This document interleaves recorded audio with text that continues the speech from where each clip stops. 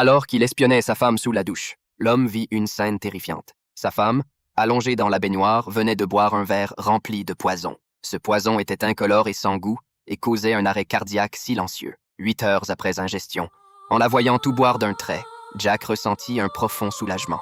Dans 8 heures, sa femme mourait d'un arrêt cardiaque. Il pourrait ainsi hériter son problème de ses milliards et vivre enfin avec sa jeune maîtresse Mary. Tout l'après-midi, Jack resta allongé sur le lit sans manger ni boire, affichant une mine dévastée par le chagrin.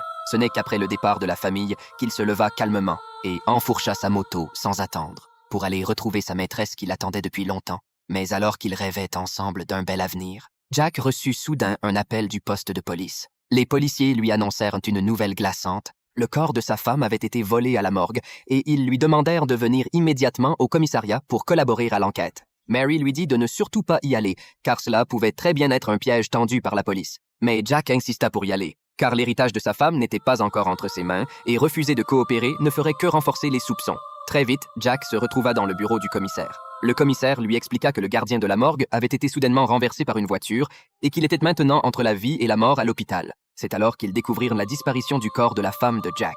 Tout le système de vidéosurveillance de la morgue avait été détruit, sauf celui du hall d'entrée, resté intact sur les images. On voyait clairement que le gardien semblait être pourchassé,